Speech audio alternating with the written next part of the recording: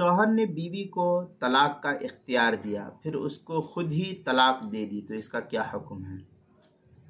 चुनांचे एक शख्स ने अपनी बीवी को तलाक का इख्तियार दिया और बीवी ने अभी कोई रद्द अमल जाहिर नहीं किया था कि उसी मजलिस में शौहर ने खुद तलाक बाइन दे दी, तो बीवी पर तलाक बाइन वाक़ हो जाएगी और मामला बीवी के हाथ से निकल जाएगा।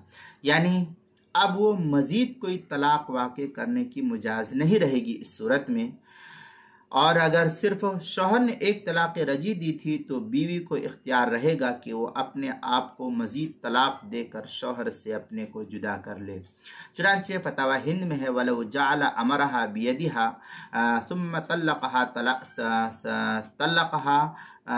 तलाक़न बाइनन खरज बियदिहा फ़ी ज़ालिकल मजलिस ज़कर फ़िल मुंतक़ा। इस तरीके की इबारत जो है फतावा हिंदिया उसकी पहली जो सफ़ा 401, फतावा तातारखानिया किताबुत तलाक अल-फ़स्लुल ख़ामिस, नौन आखिर फ़ी तफ़वीज़ तलाक़ इलल मरअती औ इलल अजनबी, जिल्द नंबर 4 सफ़ा नंबर 486, मसला नंबर 6732 पर इसको नकल किया।